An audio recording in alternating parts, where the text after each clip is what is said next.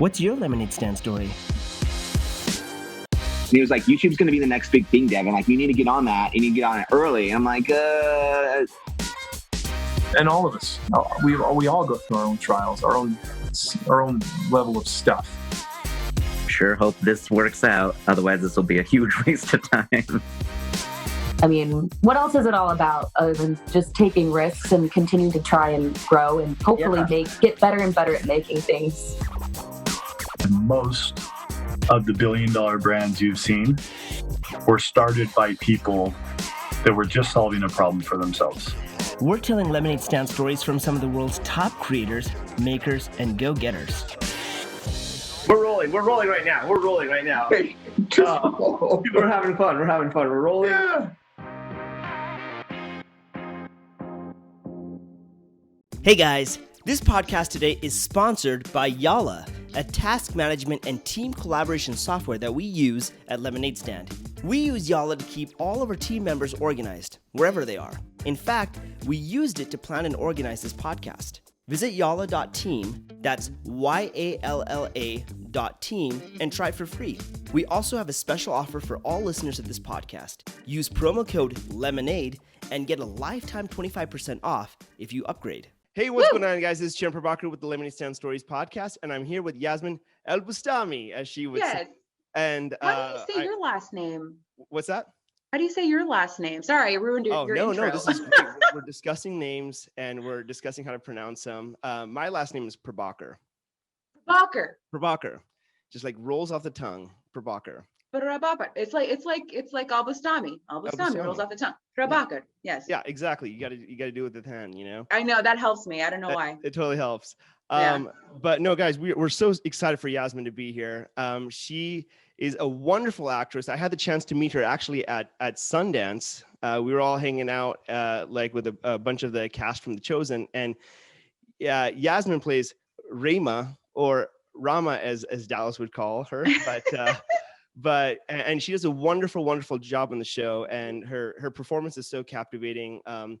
We're not entirely sure exactly their relationship with Thomas, but it's kind of like maybe a boyfriend, girlfriend, possibly a wife down the road.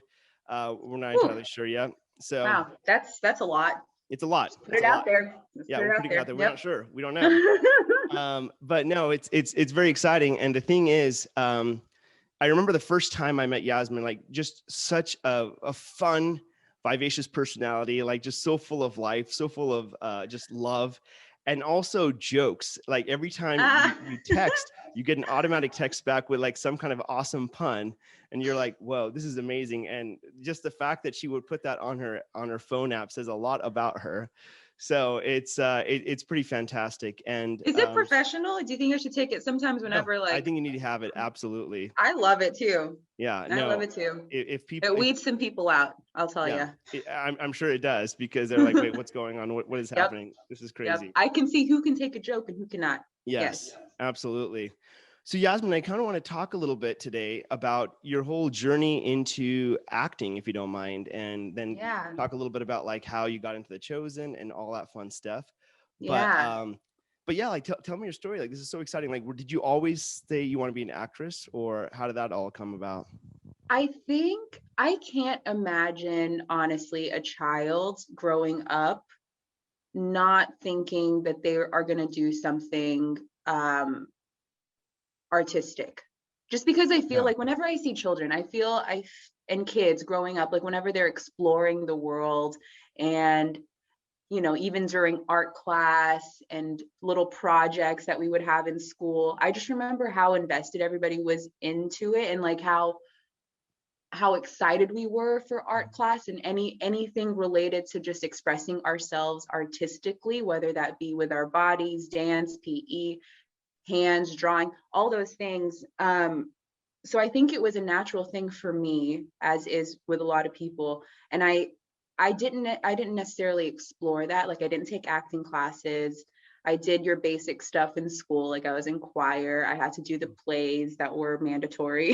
Yeah, for sure. I did all those things, but I I didn't necessarily love them when it was school related, but I remember anytime that I would watch movies or TV shows, how captivated I was, and how even cartoons, like I knew that they weren't real people, but I wanted to be them.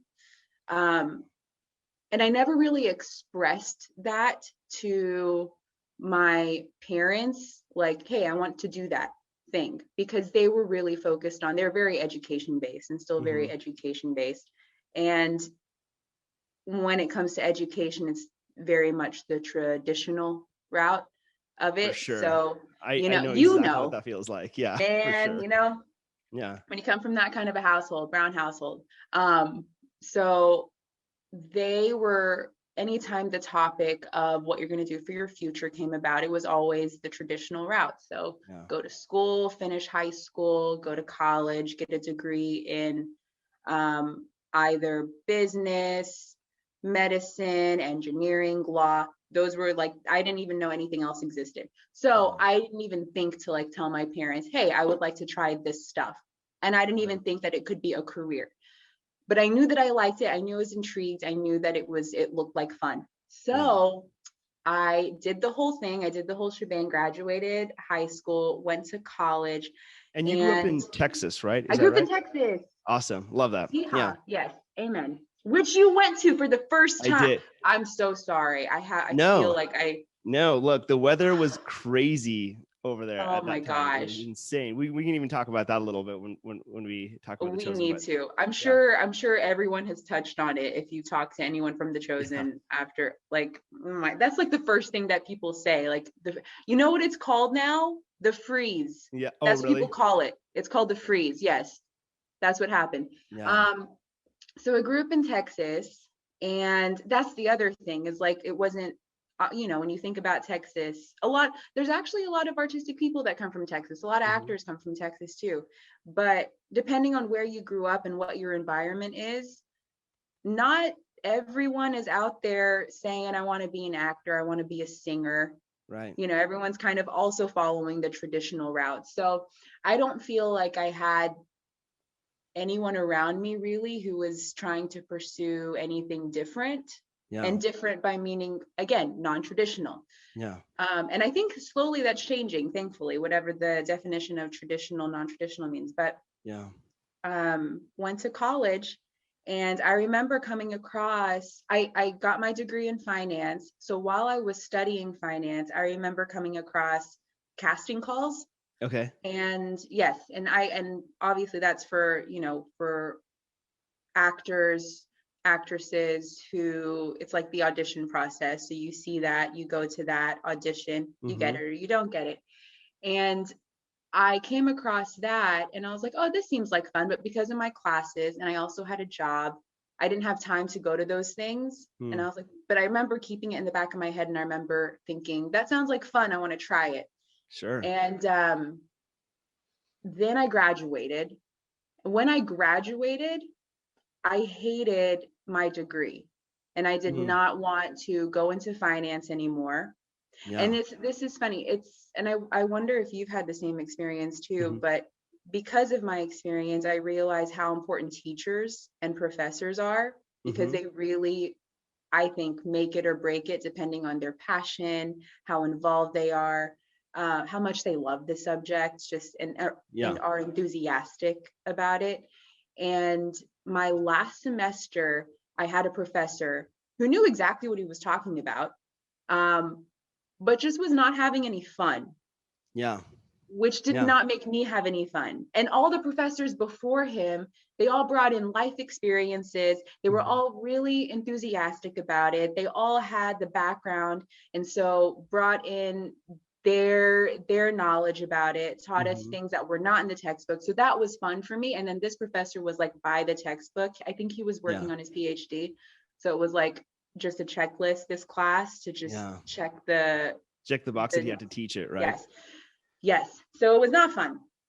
And then I was like, oh, if he's not having fun, I'm not ready to do this right now. I don't want to go into corporate. I wanted to go into investment banking. And then said no to that. And then I was like, okay, well, I like business. I just don't think corporate's good for me right now. What else do I like? And this is when my creative side came back out. And I was like, oh, maybe I'll manage bands. So I thought about band management. Wow. And wow, yes, that's amazing. because I love music, I still love music, but I was like, oh, this I think would be such a great, fun thing to do. I was going to like little small concerts here and there. Like I love coffee shop concerts, very intimate venues. And I was like, I feel like that would be a fun time. And so I found an internship in Austin, went to Austin, did that. Did not like my time in Austin, Texas while I was there, but I was committed to this internship for about 3 months. And then I remember the casting call website I came across. And I was like, oh, well, let me try this and see if this, like, I can be doing this at the same time, just to like get my mind off of, just to do something fun. Yeah. And obviously with University of Texas in Austin, they have a great film department. Okay. So I came across a good number of casting calls from their department, a bunch of student films, but went and did that, got one of them. It was like a study abroad video for them. And I had a blast. And I remember enjoying that. So then I said, okay, whenever I go back to Dallas, I'll just keep doing it. Yeah. And then I just kept doing it. And there you go. Well, it's amazing because I love like your journey to acting really came because like you were looking for the thing that kind of made you come alive, right? Yeah. And I remember I was a business major in my university as well. And the first semester of being a business major, it was more of a, well, yeah, that's the logical thing to do. You know, it's a logical thing. You know, I mean, Logic. I'm good with numbers, you know, I understand that type of stuff. So I did the first semester, took a lot of the generals and, you know, did pretty well. And then I remember my second semester and I had a Christmas break and I went for my second semester. And as I did, we were taking like an accounting class and I felt like I just wanted to die. It was the craziest thing. Was it accounting 1 or accounting 2? Well, it was accounting 210, which is like the second version. Oh, so it's like, yes. My first day of the class, like I literally was like, I like every bit that's the professor spoke. And I know he was like a good professor and he was like teaching some good stuff and everything, but everything in my soul was like rejecting this. You feel it. It's just a feeling. You feel it. And it's like, and I remember feeling so exhausted and being so bummed that I was feeling so exhausted because I'm like, wait a minute, I just barely got out of like a Christmas break. I should be totally stoked and excited. And nothing about it felt good. And I remember driving home from class just depressed. I'm like, oh my gosh, this is awful. And I didn't know, I just knew I couldn't go back. You know, I knew I couldn't go back. So I was stressed out, and a friend of mine, his dad, it was like kind of a mentor to me, and he and I were chatting, and he said, Charan, well, maybe business shouldn't be your path. And as he said that, like it was as if like this huge weight that I didn't even know I had released, like it just dropped. And I'm like, oh my gosh, you're right. And it just felt so good to say business is not my path. And so I still, up until this point, had you always been saying that business is? No, I was kind of like, I was trying to follow the traditional model, right? Of what our parents were wanting us to do. Yeah. Right. And I knew like my parents were like, hey, medicine or businessman or, you know, corporate or whatever. And so I was kind of like, well, I passed out of blood, so doctor's not for me. So I'm going to go ahead and try the business path.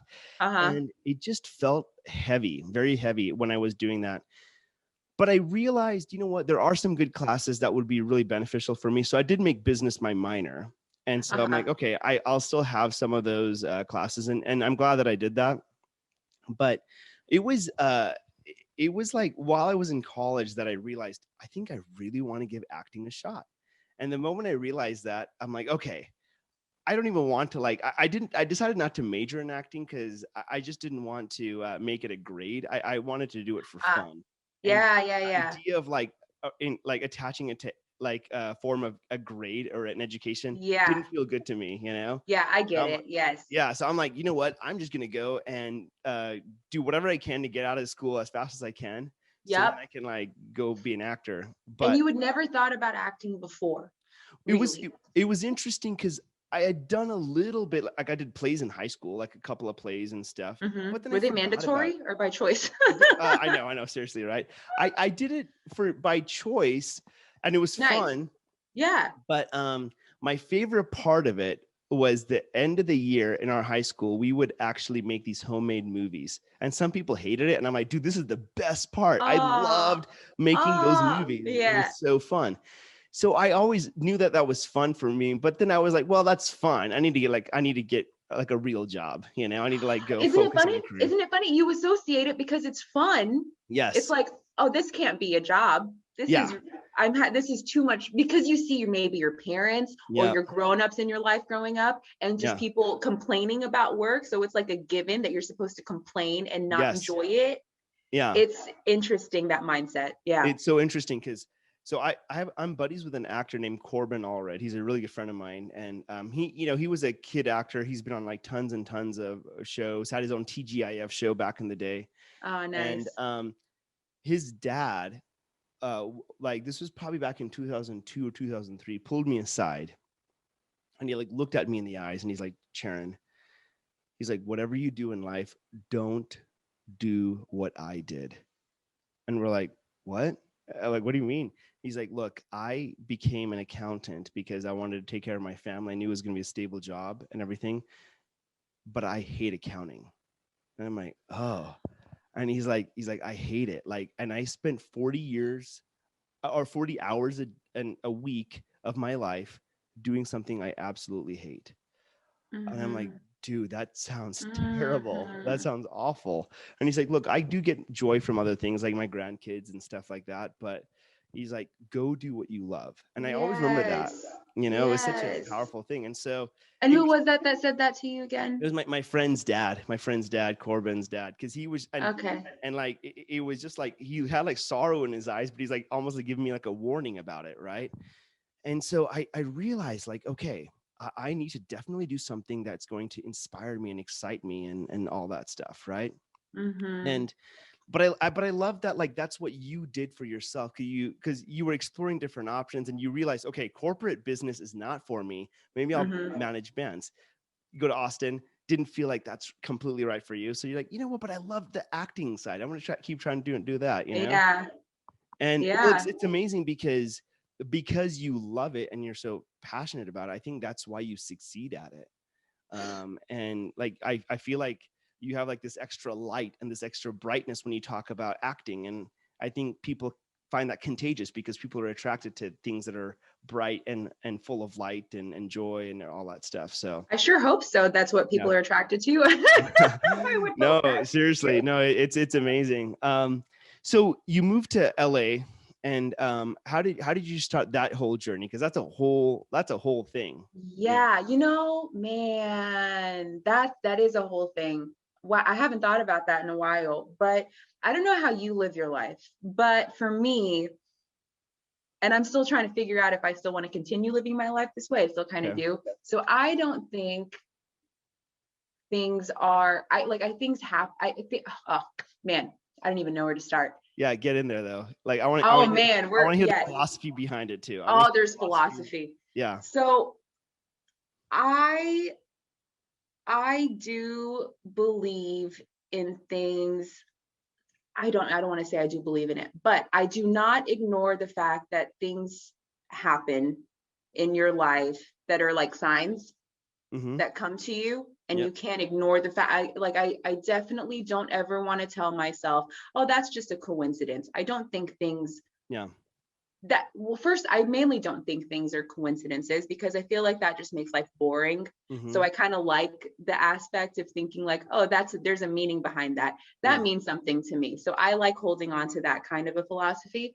Yeah. So it was a string of those kinds of moments that happened where I was already thinking about it. And obviously, if you're in this industry, it's always on, it's a topic of conversation. Like, are you going to move to LA? When are you moving? Do you want to move somewhere else, New York or LA? So that was always part of the conversation. I never really took it seriously until at first, the first thing that I got was I got my manager. And my manager is actually the one who helped me move out. So he was the one who talked about everything. Like, and he was from LA. He lived in LA, and he kind of, like managers do, kind of guide you into with the business side of things and what you need to do, what the next steps are. So he was really a big part of it. I love that. And then other life things happened, and then I was like, oh, I guess all of these things are pointing me towards LA. So I just did it, and I just went, and I really didn't think too much about it. Once I started seeing all those things, I was like, this is the right moment. So I just did it. Awesome time. I drove by myself from Texas to LA. Wow. Had my U-Haul, and that was 6 years ago, almost 7 years ago now. Wow. Oh my gosh. Yeah.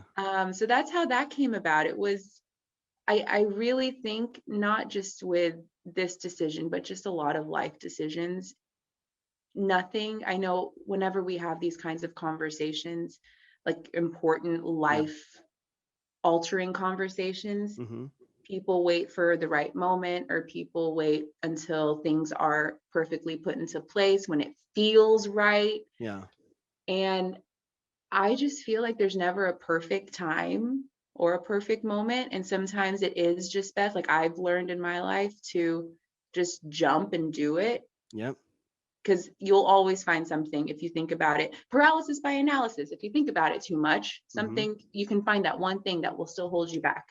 And then you'll just always be held back, I think. I love that. I love that philosophy. And I actually live my life a lot by that type of philosophy. It's fun. Yeah. I don't know. My entire life, if I look back, it's just been nothing short of miraculous. Like so many different things. And so, see, I've always had like a spiritual belief, like a belief in God and everything like that. And when I look at my life and see all the things that have happened, I'm like, there's just no way that someone wasn't like divinely appointing certain things to like guide me in the path that I was going to be guided to. I started my acting career in Utah, and I never thought I was going to LA. I just didn't think that was going to be a part of my plan. And you grew up in Utah, right? I grew up in Utah. I was born in India, but we came to Utah, Yeah.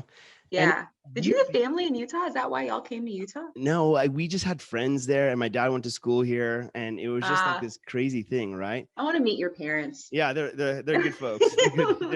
They really are really amazing folks.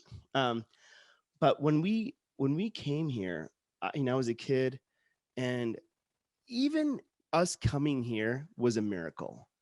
Yeah. Because we kept getting rejected on our visas to come to America. Wow. And so we didn't really know what to do. But then my mom, when she was a young girl, she went to she saw some video about Jesus Christ, and she had like this instant like connection to him. And so when she got older, when we kept getting rejected, and we grew up Hindu, she snuck out of our house and went and prayed went to a Christian church with this girl that worked with us, and prayed to Jesus that we could get our visas. And 2 weeks later, we got our visas, and we ended up coming to Utah, of all places, and then just grew up here, and had like a great life. And then had all these like little things happen, like even me getting into acting, how that all came about. Like, it was such a miracle, and we can go on that another time, but like, all these miracles happened. And then in 2008, because I had been feeling like a little stagnant in Utah, and I wasn't feeling like I was getting all the opportunities I wanted. And then in 2008, I happened to do a film where I was the only Utah lead actor. The other 4 were all LA based. And they'd been in tons and tons of movies, like Alexa Vega. I don't know if you know who Alexa is. She's in Spy Kids. Familiar. She's Yes. She's a woman now, I think. A woman now. Yeah, absolutely. Yeah. But she became a good friend of mine, and like we were chatting, and they were all like, Charan, like, you got to come to LA. Like, we will help you. Like, like Utah may not be the place for you. I'm like, okay, maybe. And then like, I ended up hanging out. This is so random, but I hung out with Ben Stiller in Utah. And he like, is he so funny? He was the best. I would love to meet him in person. He was he was so nice, and he was so like Oh, encouraging of my that makes acting me journey. happy. Yeah. And he's like, hey, when you go to LA, like hit my production company up, and like gave me like their info and stuff. And I mean, it was just like super nice stuff, right? That's so sweet. Yeah. So all these things kept happening that I'm like, I am not doing this. I mean, but I am going through, and that's the important thing. It's kind of like what you're saying.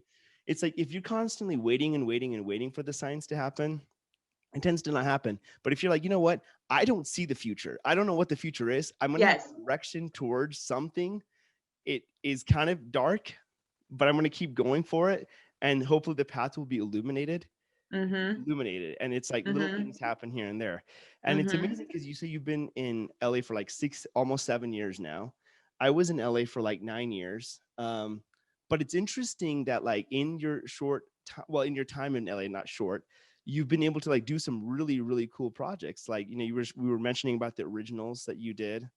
Yeah. And all these other like fun projects. So like, how did those things kind of all come about? Was it just because you got out there, your manager like put you in front of the right casting directors, or were like different things kind of happening that made that happen?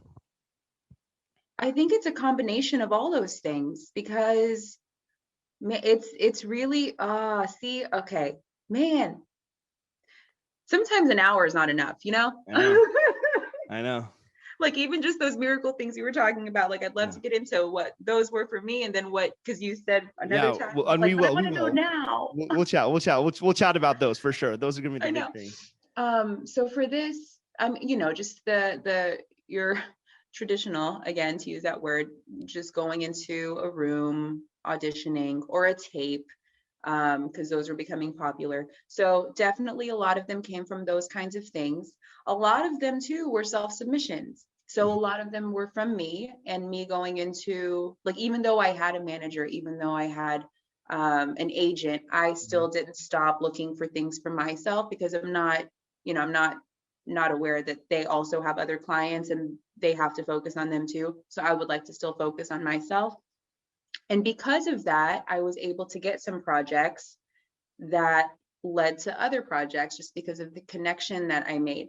And I know that some people did tell me, like, you shouldn't do that. That's not going to look good on your resume. And a lot of I wasn't trying to look good, honestly. This was, again, from what we were talking about at the beginning of this conversation, it was just fun. It's just fun. For me, it's definitely a lot about people. And so if I meet people that I just really want to work with, who I just think are creative and who are funny, and who I think I would have a good time, because it really is about the experience for me and the journey, I want to do it. And thankfully, some of those turned into other things, because they either did other projects or they knew other people that needed me. And so it's been a combination of both. Yeah. So what you were saying earlier about, even though it seems like the path is dark, or even if people are saying no, or whatever words that you're hearing people are throwing at you about what you should do or shouldn't do, I think it's just that it goes back to that feeling again. Like, does it feel right for you? If this feels right, why not? Like, my manager was saying no to some projects, and I was like, well, I kind of want to do it. So I wouldn't tell him, and I would do it. That's bad, probably, advice, but hey, I'm here. Well, you know, it's interesting because I know for me, from back when I was in high school, I had a buddy that we would always be like, hey dude, let's make some memories. Let's go make some memories. And we'd make these like little videos, and they were so fun, and we would just laugh and laugh. And sadly, that same buddy had an accident. He passed away while right after high school.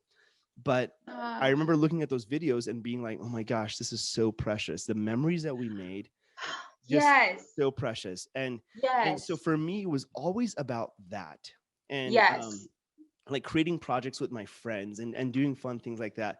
That spoke way more than like, how much money am I going to make, or how am I like, what is this going to do for my career and all this stuff? Because it was interesting. Like, my career in LA like started blowing up. There was a point where I remember like constantly doing these shows and you know, like the different TV series and things like that. But while I was doing that, I kept thinking, but the experience that I had with my friends when I was like doing those things, like that joy that I felt, that feeling of aliveness, I don't necessarily always feel that with Yeah. with the crew here. Not that it's bad or anything like that. It just wasn't that aliveness, that passion and stuff. Yeah. And so that was actually like the big thing that kind of like what inspired me to be like, you know what, I've learned a ton in LA. I'm going to always keep my representation in LA. And if something comes up that I can send in a tape for, I'll go ahead and do that. But I feel like I would rather produce and create my own stuff with my friends and Yeah. make it more of an experience. And so that's what I did. Like right before The Chosen, I finished producing this feature. I was telling you about it. And Mm-hmm. I'm telling you, like, it was so much fun. Like we went all over Utah. I was with my friends and we were like running around, like shooting things. And yet we had like a big enough budget to make it look Yes. awesome.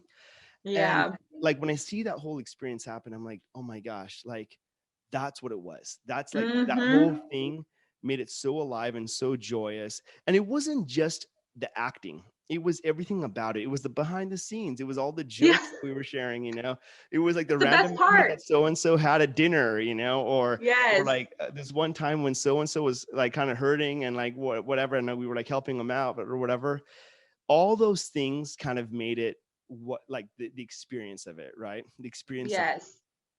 And so I kind of want to like lead all that stuff up to talk about The Chosen, because I know like when I like hung out with you crew that one time, I'm like, man, these guys look like they're having a great time, and We're having a horrible time. just a Just horrible, put on a face. horrible time. Yeah. So how did The Chosen come into your life? And then I want to talk about the miracles of The Chosen as well. But yeah, let's A talk lot, right? Yeah. Yeah, and you've been through it because you know a lot of the folks, so Mhm. you've heard it up until this point. Yeah.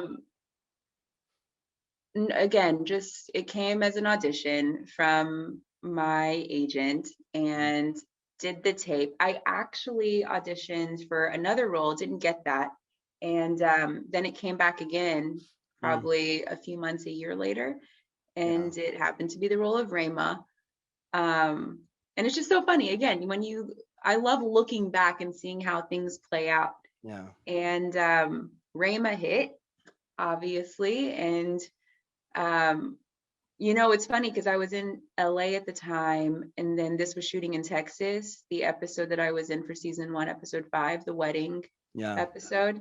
And I just remember thinking, I love working, but then also at the same time, like I get to go to Texas too, Yeah, seriously, my how home, amazing. and in Dallas, that was the other thing. It was like at home. Yeah. So I stayed with my family. That's amazing. And I like went to go work. They're like, we can put you up in a hotel. I'm like, no, I'll stay with my family. Yeah. And so I it was like a win-win for me. Yeah. And that because of that holds another place in your heart when you can work at home, kind of like what you were saying. Totally. Like, yes, you got so much work in LA, yes, all the opportunities are here and it's everywhere now, but at a time it was here, but there was still something about being home, yes, with your friends, with your buddies, that is like on a different level. And it's so funny because you realize that, like I realize that now whenever I see the same people working over and over and over again. Yeah. I'm like, I get it. Like y'all just really like each other, so why not? And y'all are having fun probably. So yeah, that was how The Chosen came about. And then obviously there's such an amazing group of people, and everybody with all the, that's what's so funny to me is with all the different personalities involved, cast and crew, how everyone just still gets along, even on people's bad days. Like I love how accepting and understanding people are when someone just needs a day too, or is even just having a day. People are really understanding. And so we all allow each other to be ourselves. Like we all I think that's the thing, is because we're all in it, especially in the conditions that we were in, because we were all in it together, it made us closer, which also allowed us to just be even doubly understanding of, oh, that person, we're going through some crap right now. So this person just like let them, if they need me, I'm here. If they don't and they want to be by themselves, let them. No one's taking it personally. So it was just nice to feel that camaraderie through not just the regular, like, you saw a lot of good times, but even like the really hard, really tough times. And God bless Dallas. Oh my gosh, I can't even imagine because we were talking about him earlier and all the stuff that he goes through. It's so interesting. He's such a good man. I mean, I remember. Nah. I mean, he's okay. He's whatever. I mean, fine. I mean, he's, no, he, it was so interesting because, so I knew about the project because I think I told you, like, the Angel Studio side, like the video, like I've known those guys for a long time and they're good buddies of mine.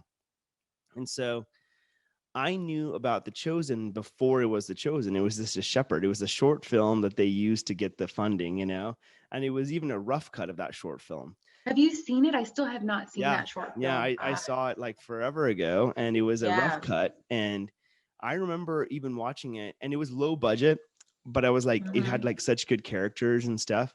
And then after it, like, it was like a video of Dallas talking about like what he wanted to do with the show. And then no one knew what was going to happen. We're like, all right, well, let's just see if we can raise some money for the show. Right. So it was just like a big thing. So my show was like next on the docket to like come out. So we were all waiting in anticipation for how The Shepherd was going to do. Right? Yeah. And then it just blew up. It blew up. Like it was the craziest thing. And I'm like, no way. And I know it blew up enough for the first 4 episodes to be filmed. Yes. And I am a part owner of a company that did like some of the visual effects for those first 4 episodes for the first season. Oh, nice. Yeah. And so we kind of got to like work a lot of I got to see a lot of the behind the scenes and everything like that. And I was like Jeff Harmon, who's a good friend of mine, one of the founders of VidAngel, connected me with Dallas. So Dallas was like hitting me up personally about like auditioning for the show. So we were trying to figure out what would be a good role. And it was tricky because it's like, I am East Indian for sure. And I definitely look East Indian. I don't look Middle Eastern. And so we were like trying to figure out what would actually fit and be appropriate. Mm-hmm. So we were kind of going through that whole thing. But I remember I was at this event, like this Christian event in California called NRB. And there were 4 episodes of the show just finished. And at this event, like we were actually with The Chosen promoting like our own biblical product that we had created. So I was working side by side with Dallas and Chris. That's how I got to meet Chris and everyone. Yeah. And Jonathan was there, and we were chatting, and Jonathan's like, dude, I hope this does well, because there was like other shows that were being promoted, and I'm like, dude, I think this is gonna go, man. Like once enough people see it, I think people are gonna see it, like really latch onto it. But the extent at which it's gone has been unbelievable. You just never know, right? That's why I love hearing like stuff like that, what you were just saying of Jonathan being like, man, I hope people like it. Yeah. I hope this happens. And I remember that convo, and this was like all before, because, and I said, dude, like I've seen some of the episodes and you do really great in it. And so I really think this is going to be awesome. And yeah, it's just a combination of so many miracles, so many things happening, and it's cool because I'd love to hear more of like some of the miraculous things that you've actually experienced being on set. If you have anything come to mind, I'd love to hear. I mean, the most, oh my goodness, just because we're just fresh off of set, I'm thinking of the most recent times that we just went through, which is, and that's the longest that I've been on set, because I was only there for a week for season 1, but for season 2, man. Yeah. Well, first of all, I didn't even know if season 2 was going to happen. I'm pretty sure like behind the scenes, everybody production was saying, oh no, it's going to happen. Like we would hear from them, but we were supposed to, rumor is that we were supposed to go back in last October, November. Mm-hmm. And I think June, maybe July hit, like the beginning of July, and I still had not heard anything. We had a table read. I was like, okay, so we had a table read for a little thing for season 2. And I was like, okay, it's written. Some of it's written. I haven't seen the whole script. I haven't gotten any travel information. like nothing, I wasn't getting anything. So I was like, is it even going to happen? Because it's also during COVID and the pandemic. I was like, are they going to push it? Are they not going to do it? Are we going to, what's happening? Yeah. So that alone in itself, I was shocked that we went through with it, because it was during COVID. And they handled everything great. A lot of testing. Yes. So that was like the first thing for me. I was like, wow, we're making this happen. How is it going to happen? And then seeing how it did happen, especially during the pandemic, was miraculous for me. Mm-hmm. And then I think obviously Utah, especially during that time, I think we maybe had like one snow day, one or two snow days where it just randomly snowed. But then we get to Texas, and oh my goodness, it's so funny because you think that our location is just, if you look on a map, it's so desolate. It's not, it's in the middle of nowhere. Nothing else is around. But oh my goodness, did we have such a problem with planes? Like we were right by an airport. I don't know if you know this, but no, I didn't know that. Those planes, well, we don't have to talk about that with Chad, because I'm sure Chad doesn't want to think about that anymore. But you know, that they, like all the little random things that could happen, that could go wrong, would go wrong. I feel like we went through every weather experience there. Probably except a tornado. It definitely rained. You were part of the freeze. Yeah. And that was another miraculous thing, seeing what we could pull off. Yeah.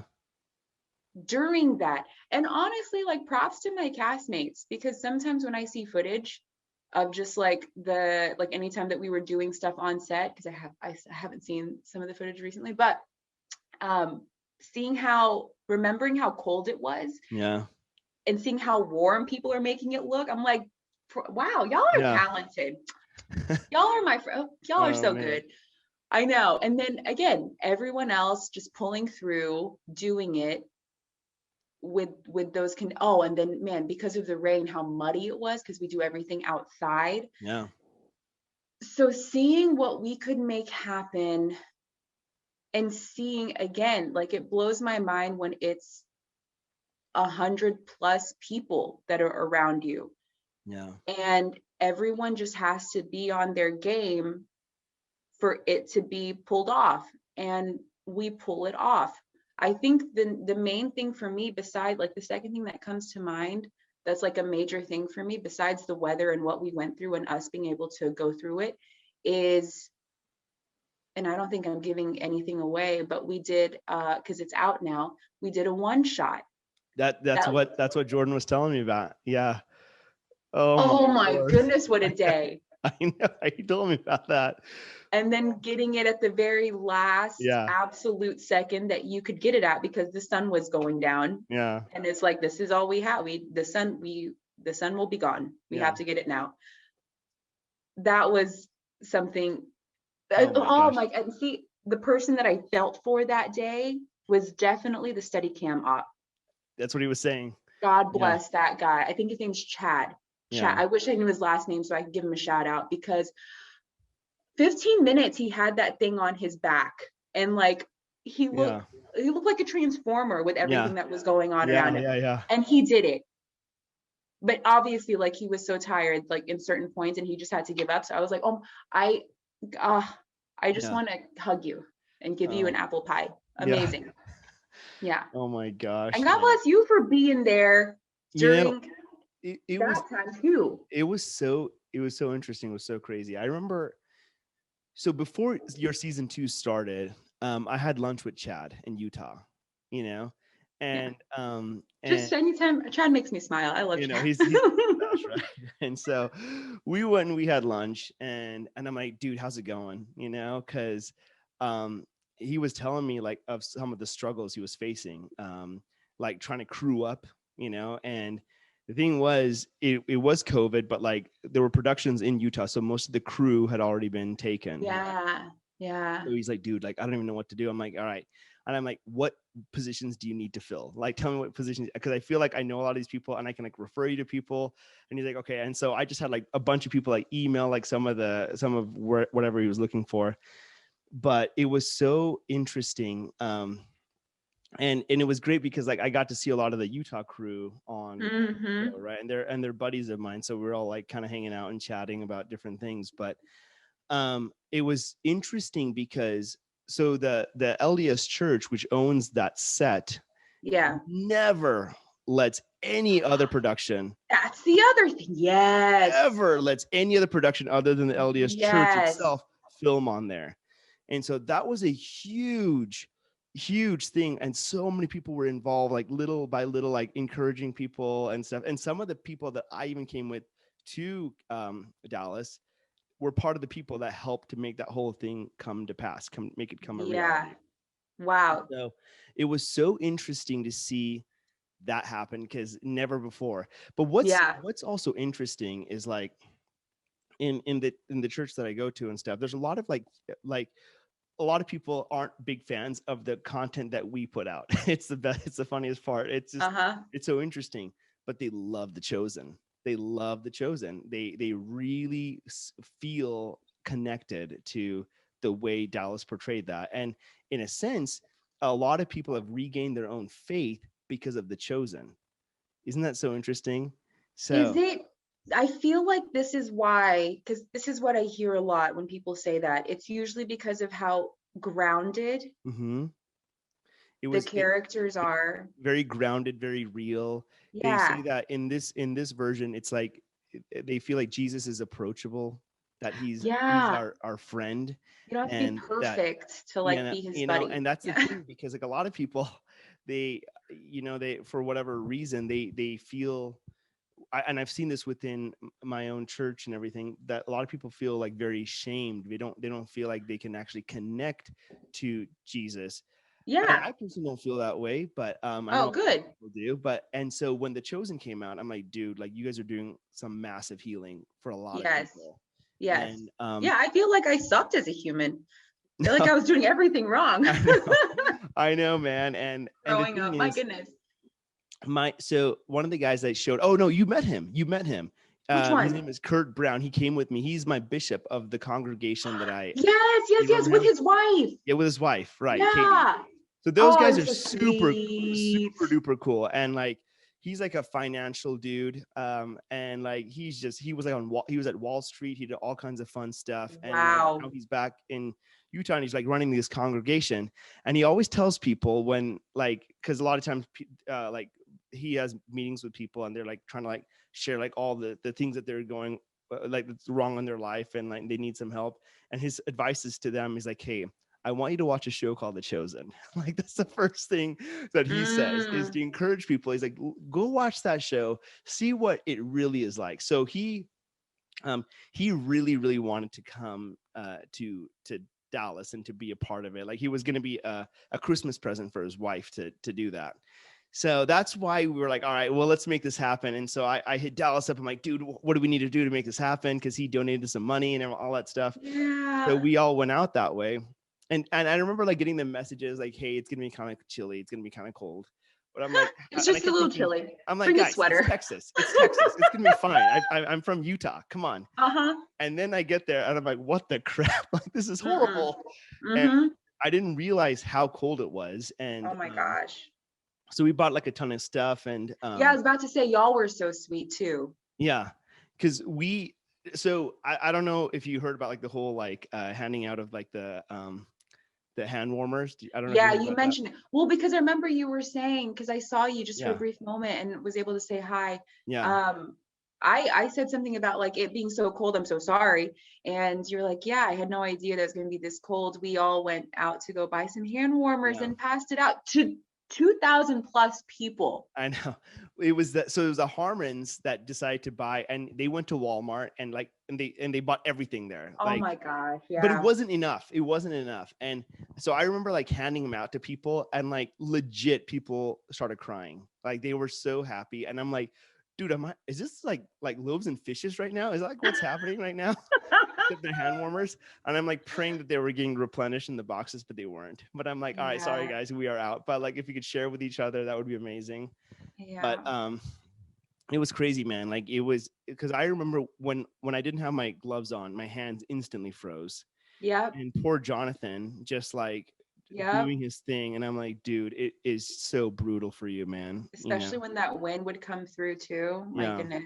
It's so funny. It would get so cold at Dallas. I don't know why, but his face hairs end up getting icicles on them. Like, you'll see icicles, No way. little, on his eyelashes, on his eyebrows. I'm like, how are you? Are you sweating? But then also it's freezing. Yeah.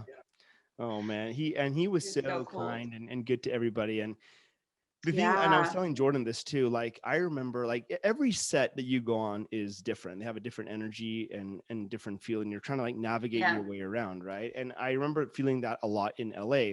Different sets have different energies, and some sets, like I wouldn't even expect it to, was like super duper warm and welcoming. Like Criminal Minds, I was on an episode of that, and they were so kind to me, like just so nice. It was unbelievable. Yeah.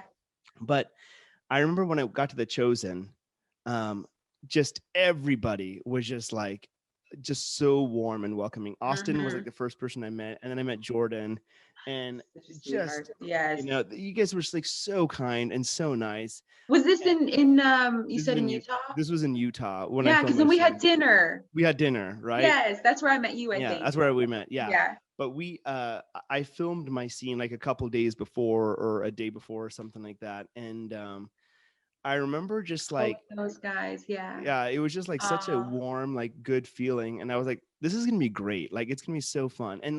And sweet Dallas, like right when we got to set and stuff, he stopped the crew, stopped everyone. He's like, oh, hey guys, I have to tell you about this huge thing that happened. And he's like, we didn't know who our actor was going to be. And then all of a sudden Charan suddenly showed up, and I was like, dude, you're like making me blush. And then he's like, oh, and he's going to kill it. And I'm like, you don't know that. I just got the sides last night. Let's see what happens before we make those type of prophecies. But it was calm down, Dallas. I know. And so hopefully it turned out okay. But no, I really loved like what you guys are doing, like what the show is about. And I'm excited for the future of the show. And honestly, I'm so excited you got to be a part of it. How fun, especially because you were there since the beginning and saw how much I know that everybody went through. And you're part of the family. You're going through some things too. Well, it's interesting because I feel like I've been a part of the producing family for a little while, even though I've been on the outside, but like to be a part of the cast as well has been kind of nice. But it is funny because like the Harmons in Dallas, like, and Chad, like specifically Chad, like they tell me like some of the needs of the show that the cast don't even know about. So I was like talking to Jordan, and he's like, oh wait, what? And I'm like, yeah, I know, dude. I know. It's like random stuff. There's so much. Yes. You know, like so I'm telling you about the stuff that we're going through. I know that they're also going through some things, because sometimes we'll hear about it. So I'm like, if that's just like tip of the iceberg, there's got to be more, because obviously you're not going to remember everything or share everything. So no, man, it's awesome. Yeah. So I want to change the topic real quick. As we're kind of like talking about these things, like everybody in life, any creator, any person, they face moments where they are dealt severe lemons, you know, and then they have to figure out, how am I going to turn this into lemonade? You know, the lemonade. Oh, I get it. You get it now. You totally get it, right? Oh, I love that. Yeah. So, how fun. Okay. Yeah. So I feel like I ruin every little intro you have, and it's so good. I'm sorry. No, I'm glad you did. I'm glad that you did. This is the best. So I want to hear about a moment in your own life where you're like, this was a hard lemon, and I need to figure out how to turn this into lemonade. You know what? I'm going to share something that I'm still struggling with. Okay. Because I just had this conversation yesterday, but it's been more of a constant conversation, just because The Chosen has come out recently. Mm-hmm. And people are like, oh, you must be so proud. Yes. Oh, I'm sure you're sharing it with people. Well, oh, I'm sure your parents are really proud. They don't know. My parents don't know. And what do you mean they don't know? They don't know that I'm on the show, unless they like randomly come across it. So that's something with my background of coming from a Middle Eastern background. Mm-hmm. They are, they never really fully accepted. Like, we never really had that conversation where they said, we love what you're doing. I never felt that acceptance from them. They knew I was doing it, you know, when I first started, because I told them and I was excited about it. And that's because I shared that with them. That's how I also know that they didn't like it. So they would sometimes, and it's mainly my dad. My dad's the Middle Eastern one, and he's very old school. So he's the one that gets, who sees it that way more so than my mom. My mom's actually really supportive, but I don't really share anything with her because I don't want her to feel like she has to keep anything from my dad. So they will really only see things when maybe a family member randomly has seen something, or a family friend has seen something, and they'll be like, oh, your daughter, that's awesome, she did this thing. And then they'll tell me, they'll be like, again, mainly my mom. My mom will be like, oh, you did this thing, how was it? That's awesome, that's really cool, we saw it. And in the back of my head, I just know, I'm like, yeah, but dad doesn't like it. So that's been a struggle, and it's still a constant struggle. And this whole time that I've been acting, I've been trying to figure out how to deal with that and come to terms with that, and just know how to deal with it in a way where I can still move forward and still want to do my work, not feel guilty. Because with that kind of a struggle, I feel like obviously with any kind of struggle, you go through a roller coaster of emotions. Like, some days are good, some days are bad. And depending on, like, it's like trialing and erroring which ways are efficient in handling those struggles. And so for me, that just happens to have other people's emotions involved, and they just happen to be my parents. And so that's really important to me. I want them to be happy. I don't want to, like, you know, I'm not trying to cut ties with my parents at all. So it's that balance for me of trying to figure out, and this is what I have decided to do for myself, it works for me, find the balance of still maintaining a relationship with them, which I still have, but realizing that I can't share everything with them. But then that also has translated into just life, because I like to think I can be an open person. Once I get really close to you, I want to share everything with somebody, but realizing that there are some people who, even if you're maybe really close to them, sometimes some people who you really just want to get you or to understand you just don't and won't. And maybe they'll understand other parts of you and things that you do in your life, but then for whatever reason, maybe they won't accept or understand other aspects of your life, which is why I'm happy that I have, I think, a good support group around me who, depending on what I want to share or depending on who I need to talk to, I know who those people are that I can go to. Because I don't really, it'd be nice if there was just that one person who you can go to about everything. And I know some people have that, but I know it's also really hard to find.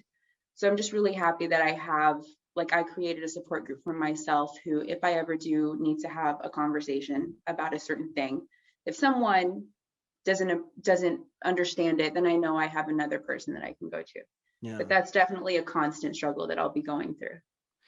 That's so interesting and really profound. You know, it's I think about my own parents accepting me being an actor, right? And how that went, because initially, like, same thing, my mom was a little bit more open than my dad, and my dad was like, are you throwing your life away? Like, what are you doing? You know, like, why are you doing all these things? And initially it was like that. But it's interesting because he's gone through his own thing and he's changed quite a bit. And but it required his own desire to change. Right? His own desire to, like, kind of like get rid of, like, the narratives that he's told himself about what things are supposed to look like and be like and feel like. I remember when I first got to LA, because, like, he thought this is just gonna be a fad, and that I will get something else and, like, get, like, a real job. right? Uh-huh. And then I got to LA, and of course it's hard. It's not completely easy. And so many times I'd be struggling with finances, with money. And Yeah. so he would Yeah. take those times as the moments to like point out, like, you need to get a real job. You Yep. need to get a real thing. You need to, Mhm. like, and put this off to the side. And it was such a difficult thing, because here's the thing, from a logical perspective, it makes complete sense. Yep. It makes complete sense. And so I completely understood where he was coming from, but I just knew that it wasn't making me come alive. Right? Yes. Yes. And the other thing was, and why would you want to live life feeling not alive? Like, what's the point? yeah, You're gonna, yeah. And for me, I mean, I can see that. And for you, obviously you see that as well. Yeah. But for, like, I realized, like, I had to feel alive. For me, I have to, like, whatever I do, as long as I'm feeling alive, then I'm stoked Yes. with it. Right. Yes. Yes. And so it was a constant struggle. But what I realized was, more than anything, my dad just wanted me to be successful. Mm-hmm. Just wanted me to be happy and successful. That is really where I personally had to come down to. Right. And once I could realize that, and then I started, like, booking more things that were a little bit more like, okay, a little bit more notoriety, and more things were coming out. And like you said, extended family or other people would, like, be like, oh my gosh, like, that's great that, like, Charan's doing this. Yeah. I was like, oh, okay. And so he kind of got to see, like, all right, this is a little bit different. Yeah. But honestly, like, when I moved back from LA to Utah, and, like, because I moved back because of the CW show I was telling you about, Mhm. and I was a regular on Outpost. Outpost. Mhm. And then after that, just a lot of different commercials came through Utah. And Utah's, like, I'm so busy as an actor in Utah, like, way more than LA, which is funny. Yeah. Think about Yeah. that. I really am. And then he just started seeing, like, okay, like, wait a minute, like, he ultimately wanted me to be happy, and he ultimately wanted me to have success in what I was doing. And he saw that I was having a bit of both. So he's like, Yeah. okay, like, I can see that. But it is tough. It's tough because, man, like, I mean, ever since I was a kid, like, all I wanted was like my parents' approval. Right. Yeah. And you Yeah. wanted them to, like, be excited and happy for you, Yes. and, like, and all that stuff. And, like, as the more traditional they are, the harder that is, I feel, especially if you're trying to do something completely outside of tradition. Mm-hmm. And I think it probably would be harder for a female than a male, honestly. Oh man, boy, I'll tell you. Yep. Yeah. And firstborn too. I'm his first. Okay. And he only has 2 daughters. I'm pretty sure I'm not pretty sure. He definitely wanted a boy, and then he got me. Yeah. Not to say that he's not proud. I know he loves me. Of course, yeah. But oh yeah, you feel, yeah. It's, see, I think the reason I brought that up is because he raised me kind of like a boy. Okay. This is amazing. Until obviously then I hit, like, puberty, and then he was like, oh, she's a woman. Yeah. But it's funny, whenever, like, I was growing up, like, I'm very much, I think, like, more of a tomboy. And I think it had a lot to do with how my dad taught me how to deal with situations and things. And it was very confrontational. Yeah. Not in a bad way, I think, but just, like, speak your mind and, like, do, like, that's why it's so funny. It's fun. I wonder if you feel this way. It's funny to me, and putting gender aside, and traditions aside, but just, my parents are the ones that brought me up. Your parents are the ones that brought you up. So there is, I think, there's got to be some correlation to how I think as an adult now, because my parents instilled certain values, certain morals, certain ways of looking at life, how I see the world, how I see people, what I want out of life, did not just come from, I mean, yes, it came from life experiences, but a lot of it came from my parents. Like, I spent a lot of my time with my parents. And my mom, for instance, she's Filipina. So my dad's Middle Eastern, she's Filipina. So even just, like, by that example, for me, and my parents traveled the world, and just alone by that example, I'm like, that's such a worldly view and such an outside of such the an box open thinking. Yeah. Yeah, that, like, to me, it makes sense now. Speaking to you as Yasmine at this day and age, in this present moment, I'm like, well, it makes sense that I would be where I am today and how I am because of my parents. Yeah. That it's also funny to me that I would also have the conversation with you of, yeah, my dad doesn't really like what I'm doing. So that is still something also that is very fascinating. But I think it's awesome that your dad has started opening up. Well, I'll tell you what, it came from him. I would say having like kind of opening up his own spiritual practices in Hinduism and all that stuff, because you know, it's interesting. So my mom, my parents divorced, and my mom was remarried, and she's still now, she's now single, but through her second marriage, we have a sister, but really it was just my brother and me growing up, and I'm the oldest. So so as the oldest, it's almost like, you know, like the responsibility is kind of put upon you to like be like the example for the family and all this stuff. And so I remember thinking, as I was like kind of growing up and everything, my dad had like set rules, because in a way, and he told me this, the way I turned out, he felt reflected more about his own identity. And so he was kind of owning like the outcomes of my life to does he have value? And that was a really interesting perspective when he was kind of sharing that with me, because I know he was like kind of like, this is like a while ago, but he was like bummed that I found my wife and gotten married and hadn't like had like a regular type of thing. And I'm like, yeah, you're doing it all wrong. You know, I'm totally doing it wrong. And I remember like, as he was having this conversation, I remember him telling me like he just felt disappointed in himself. And I'm like, wait a minute, let's explore that a little bit. Like, why are you disappointed in yourself? You know, like, do you feel like I'm a failure? Because I definitely don't feel like I'm a failure. Like, I feel like I'm doing some really wonderful things and like doing good things. And as we finally started talking about it, and he kind of opened up as well, I realized like there's a certain type of tradition and certain type of narrative that probably your dad has. My dad definitely had it.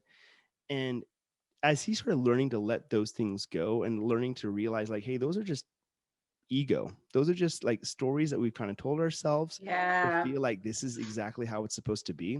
And then if my dad was like, he decided to like let a lot of those things go, because he started to see like my brother and I were, it's interesting, like we couldn't have been like grown up more differently. Opposites, completely opposite. Like I was more of the straight A student, you know, like well in school, all that stuff. My brother like dropped out of school, like he just, you know, completely rebelled. Yes. You know?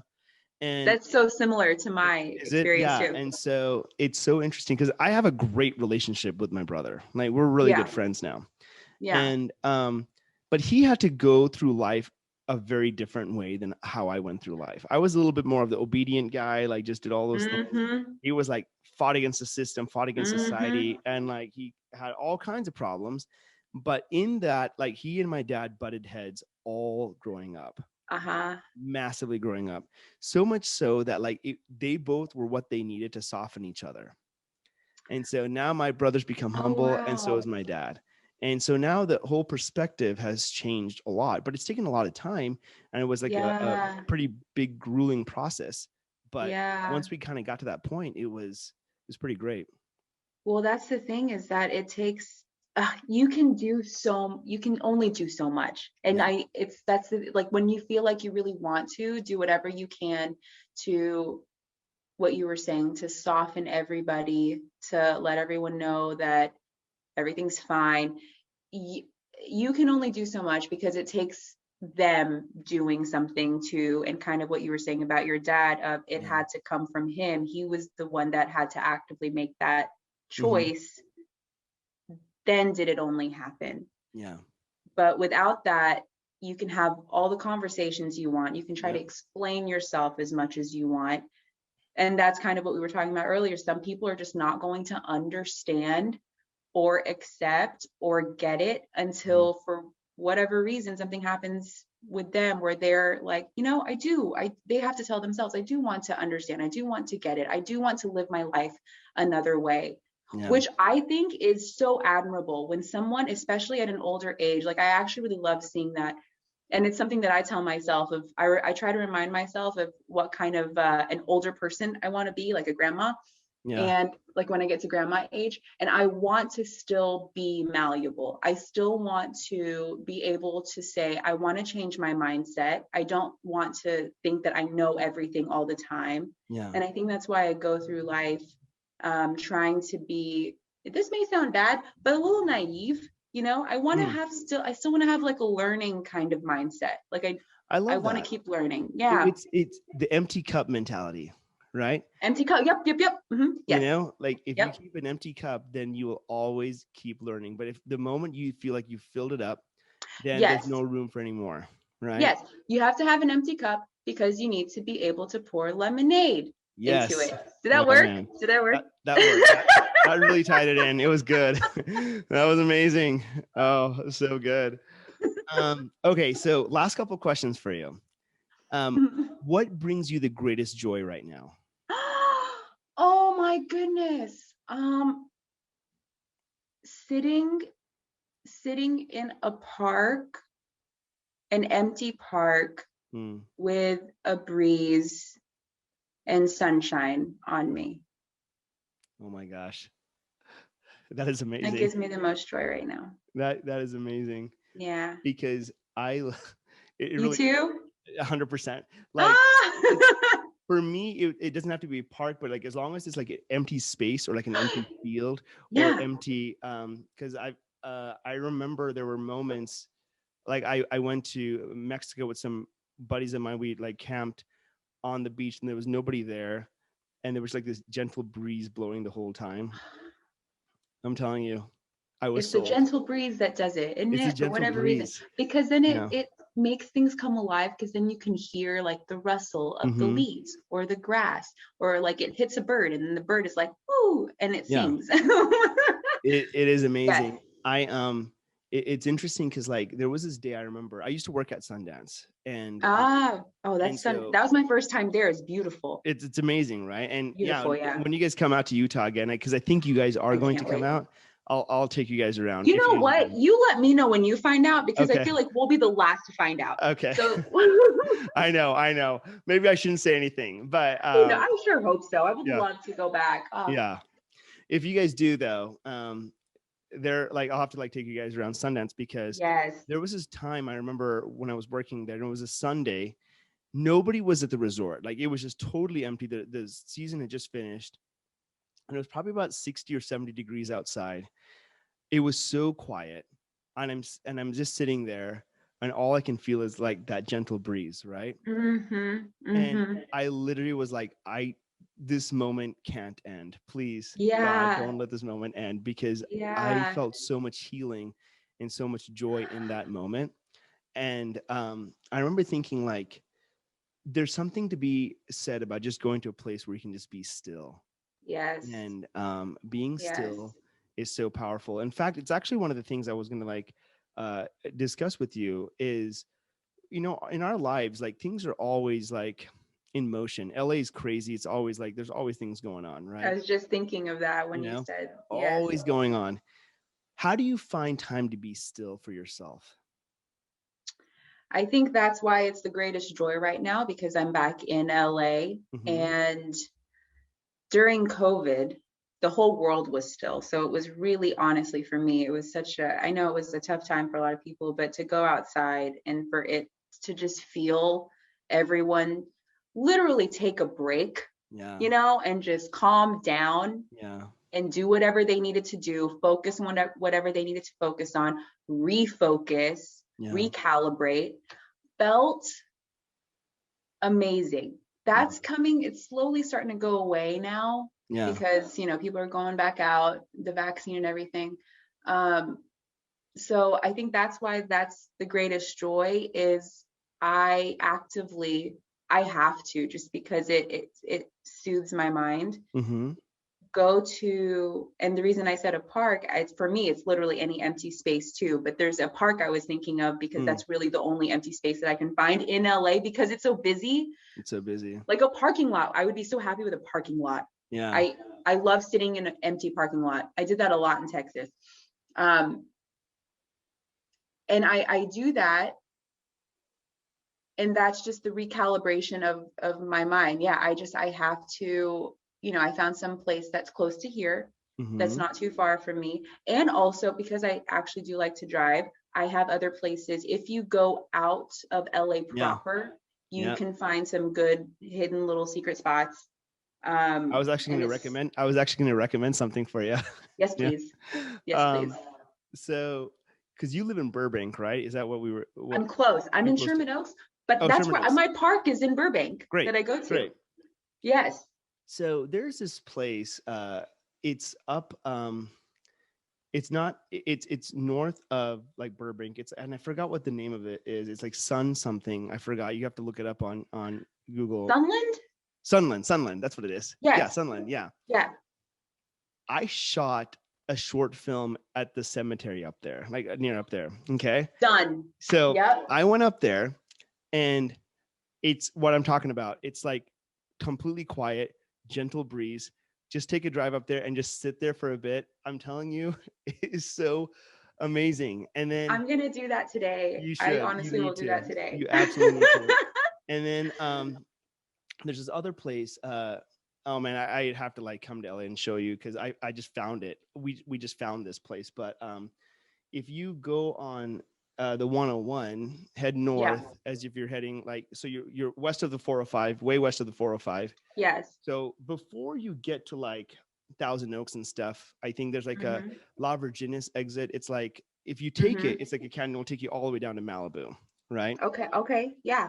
But if you take that exit, not all the way down, there's like this oh my gosh, like a little off-road beaten there's path. An off-road. It starts with a P. It's a light. Okay. There's a light there, but you take it, and I found this random trail, and I would just park there, and I would just go hike that trail. I've never been to the end of that trail, but I just hike it for fun. I'm telling you, it is. Oh, I love magical. that. That sounds yes. Yeah.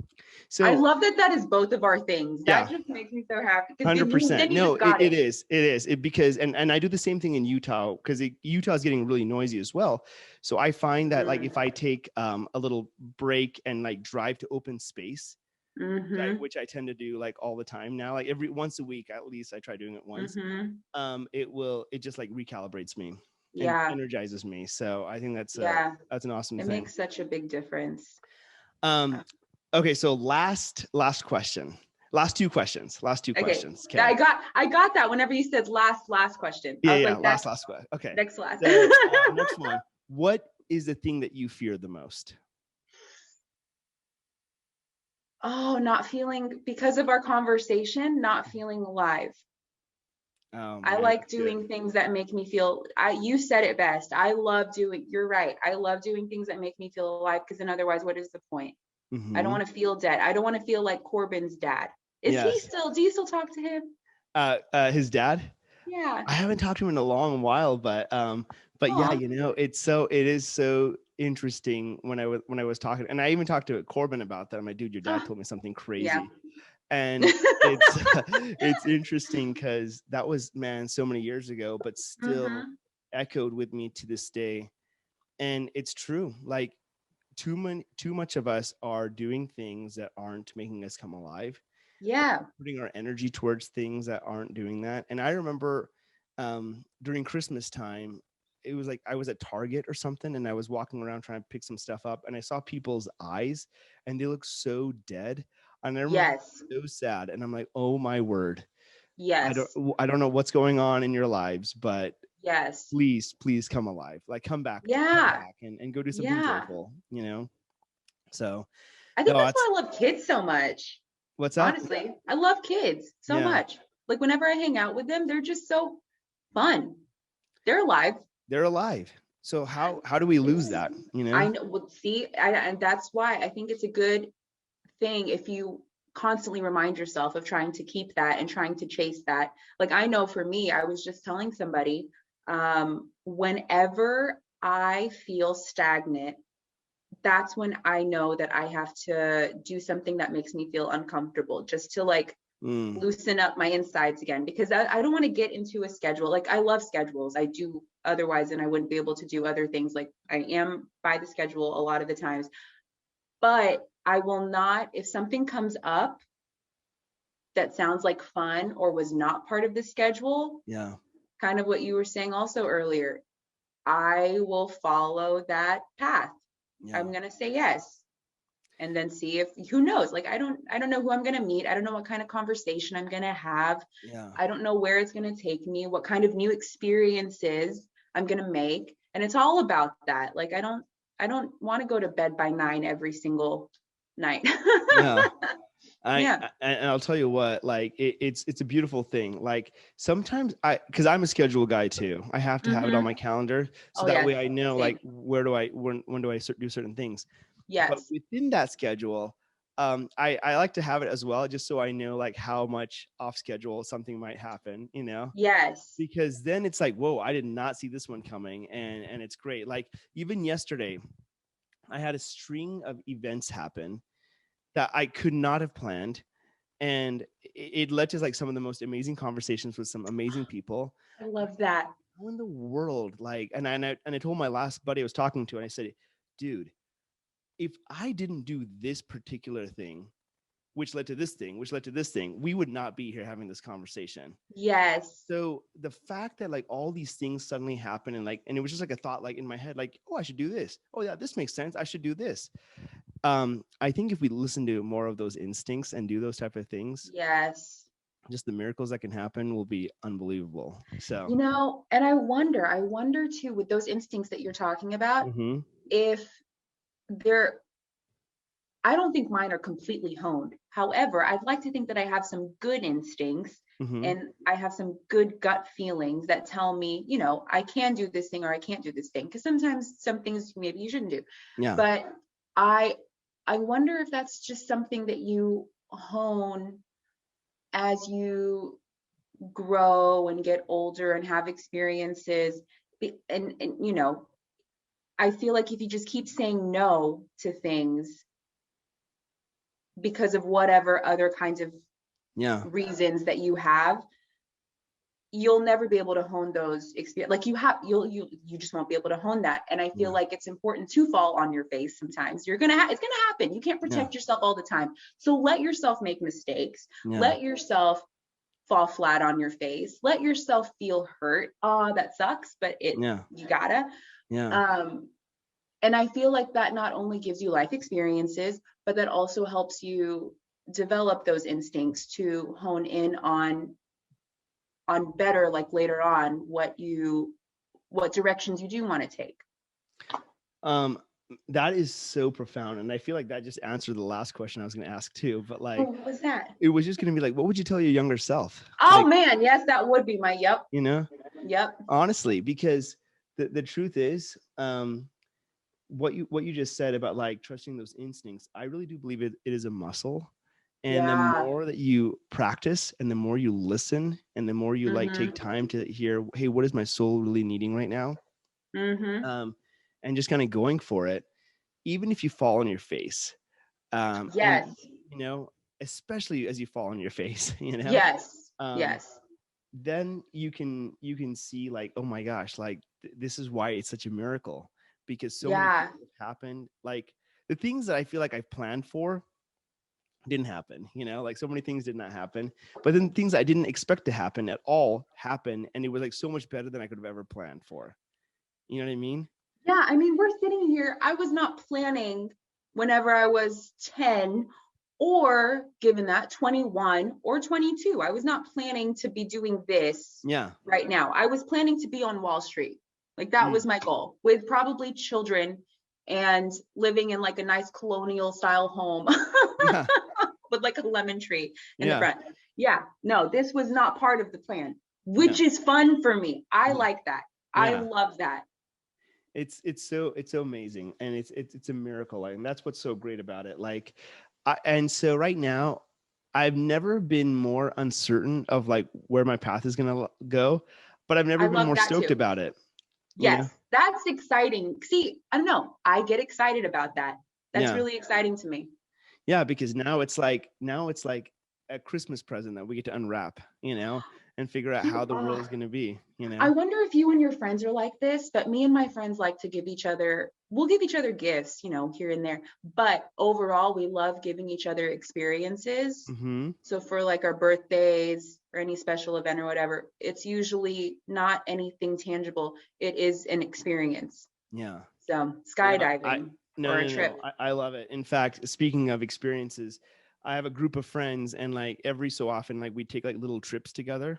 And so next week is our trip. So we're like all stoked about it. Where are y'all going? We're just going to go. It's like in southern Utah, there's a place called St. George, and like tons of red rocks, but we're going to go like hiking in slot canyons, maybe 4-wheeling, like all that type of stuff. Oh, that's so fun. I'm telling you, like it's creating those memories, man, creating those experiences with people, and like being like, hey, this is how to feel loved, man, and like how to like share like goodness with other people. So. Well, I also am very interested in hearing real quick too. Yeah. What would you tell your younger self? It's a good question. And well, it was your question. Yeah, it's a good question. But when you said it's a way better, because now I'm like, oh no, what do I do? I would actually say, kind of going back to being alive. Because I don't think I let my younger self come alive enough. Like there were too many things that happened in my younger self that made me feel like I had to be too serious. Mm-hmm. And I didn't. Oh yeah, I was trying to grow up too fast. Yeah, I know I did. I did. And I was like, and I didn't play enough. I know that sounds kind of weird, but as a kid, I didn't feel like I did. And I would tell my younger self like a truth that I've learned right now, which is like, the greatest service you can do for humanity is to come alive yourself. Now you give permission for other people to come alive, Yes. And so it's like, I really think like that's a great gift for humanity and a great gift for yourself. So I agree. It's been a great gift for me since I met you. Yeah, I love it. Likewise. Well, Yasmine, this has been so amazing. Thank you so much for. What a fun time. I really enjoyed that. I appreciate that. Thank you so much for the podcast. Any last words or anything like that? What last words? Hold on. I feel like I want to incorporate lemonade. Yeah. Yes. Even lemonade can come in different forms. It can come, you can make it diet, you can make it sugar free, you can put a whole bunch of sugar, you can make it's your personal lemonade. So even that does not come in one standard lemonade style. No. Make your own lemonade, man, in whatever way you want it to be. Make your own kind of lemonade. Yes. Yeah. I love it. Well, thank you so much. You're awesome. I really appreciate it. Ditto. You're amazing too. Okay. Thanks so much for listening to the Lemonade Stand podcast, and we hope you enjoyed this episode. Be sure to subscribe to the podcast on whatever platform you use to be alerted when we release new episodes. We'd also love to hear your feedback in the reviews, and if you or someone you know has an awesome Lemonade Stand story, please reach out to us on social media and let us know. Thanks so much and have a great day.